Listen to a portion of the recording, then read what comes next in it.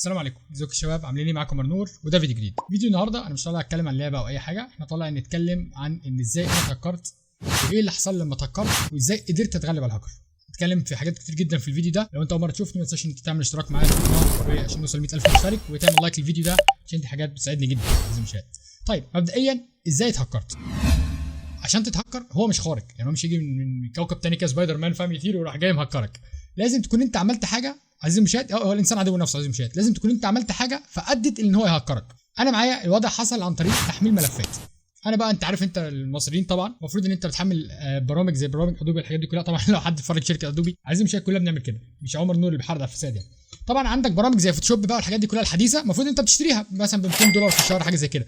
احنا نشتريها كمصريين ما بنشتريهاش، بنروح نسرقها. فطبعا عشان تسرقها بتحمل حاجه اسمها كراك عشان تشغل برنامج مجانا. الكراك ده بقى هو يعتبر فيروس حد ذاته، فانت لما بينزل على الجهاز هو ده بقى اللي انا كنت محمله، فاصلا ما طلعش كراك، طلع فيروس بقى اللي هو الهاكر ركب ايه الجهاز بيه. انت توت عزيزي المشاهد صح؟ يعني اكيد ما عملتش لايك، لو عملت لايك ممكن تشوف. ما علينا، ببساطه كده انا حملت برنامج المفروض ان هو ادوبي الستريتور، حلو، عشان حاجه خاصه باللوجوهات والحاجات دي كلها. فالبرنامج مش متفعل، المفروض عشان تفعله بتحمل حاجه ثانيه كده. فالحاجه الثانيه اللي انا حملتها دي بقى ما طلعتش حاجه ثانيه، طلعت هاكر. عم الهاكر كان بيمسي عليا. فده ازاي اتهكرت؟ عن طريق الملف ده. مجرد ما حملته سطبته شكرا، انت كده ايه الراجل بقى عليه اكسس على الجهاز بتاعك.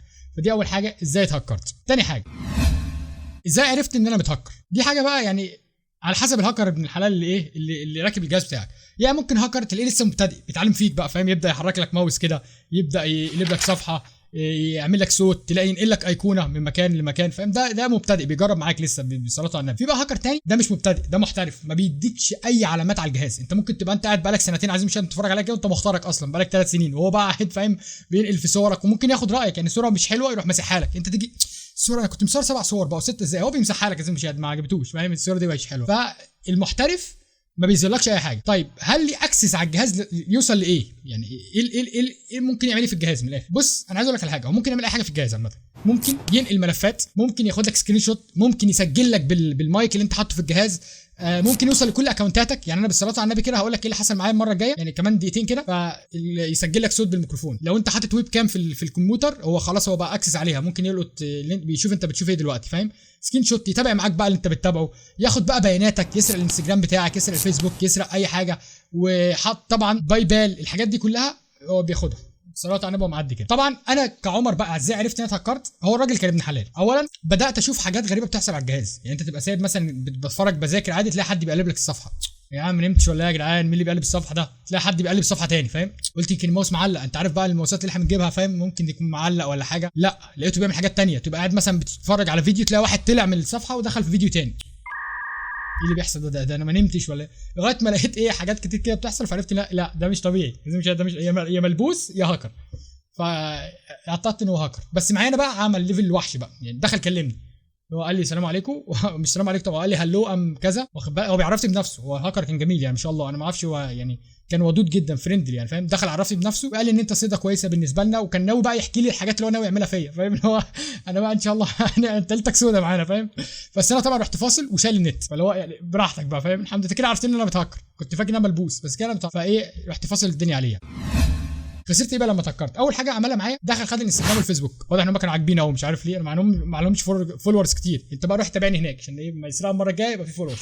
انستجرام اهو روح تابعني هناك عشان اول باول برضه تعرف ان انا اتهكرت. لا كده خد الانستجرام وخد الفيسبوك، بدخل عليهم بيقول لي غلط باسورد غلط. يا جماعه باسورد غلط انا لسه مغيره امبارح. ادخل باسورد غلط، ادخل باسورد غلط، جيت ارجعه فقال لي ان الجيميل اللي محطوط جوه عشان ترجعه مش اصلا مش بتاعي فاهم، اللي هو يعني الواد بيجح دخل وغير جوه بقى الاعدادات فاهم عشان انت ما بتعرفش ترجعه تاني. هاكر برضه ابن حلال يعني. فالمهم خد طبعا الانستجرام وخد الفيسبوك، دي اول طلعه طبعا خفت جدا على القناه اللي هياخدها، ولكن دي كانت متامنه بمليون حاجه، انا نفسي ما بعرفش اخشها من كتر ما انا مامنها فاهم.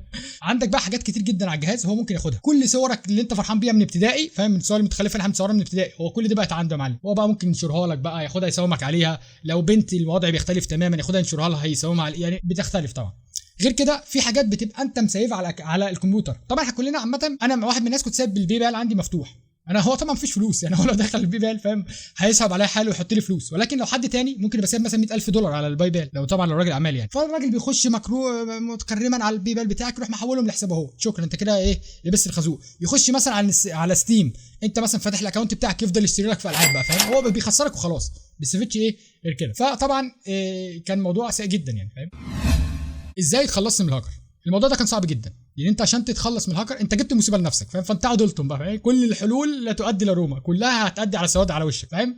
اول حاجه لازم تعمل فورمات للجهاز، وده الحل السليم فاهم بقى. يقول لك احرق فلاشه على الويندوز وانت مش فاهم يعني ايه احرق، انت قاعد بتهكر وبتلطم. يقصد يقول لك ان انت تحمل نسخه جديده على الجهاز بتاعك، ولكن ده مضر. ما انت صور، بقول لك عايز مش صورك من ابتدائي، مش عارف ايه حكايه صور ابتدائي دي، ولكن الموضوع ده كل حاجه على الجهاز عندك هتروح بالصلاه على النبي، صورك بقى ببرامجك بشقلباناتك بالبص كل حاجه هتروح.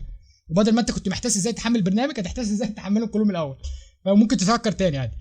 فبالتالي يا اما تعمل فورمات للجهاز بتاعك، يا اما في حاجه بقى لو انت عندك ملفات مهمه على الجهاز يبقى انت هتفرمط السي. هو في جميع الاحوال هتحط نسخه جديده، بس لما انت بتحط نسخه جديده بيقول لك افرمط لك السي بس واسيب لك بقيه الملفات، ولا مفرمط لك كله الملفات كلها. فدي هترجع لك انت لو ما عندكش حاجه مهمه على الملف قول له يا باشا فرمط اللي انت عاوز، خش انتشر.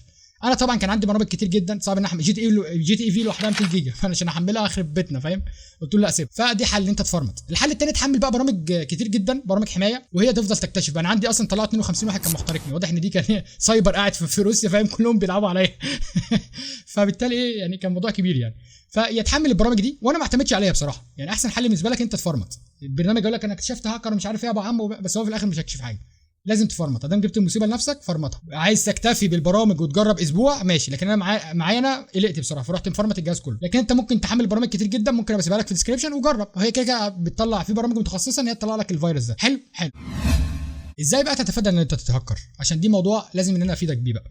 شوف ان انا متهكر اهو لسه متخزوق، افيدك بدل ما تتخزوق عزيزي المشاهد. اولا بلاش ان انت تعمل باسورد واحد لكل ايميلاتك، لان الشعب المصري عامه كله كده بيحط تاريخ ميلاد امه في كل الاكونتات فهو رقم واحد وزع باش كل ما يستجد من اكونتات تلاقي نفس الباسورد مستخدم في 300 400 حاجه، عشان ما يقولكش ما نسويش. ما انت لو حد خد حاجه واحده هو صباح الفل هكرك. ده في ناس بتعمل رابط الشبكه بتاعت الواي فاي هي نفس الباسورد بتاع اكونتها، يعني شوف الجهل اللي احنا وصلنا له. فطبعا بلاش تعمل كل حاجه باسوردات، مش معنى كده انت تعمل كل حاجه باسورد وتنساها، اكتبها يا عم في نوت، اكتبها في ورقه، اكتبها في اي حاجه فاهم، بس حاول ان انت تغير.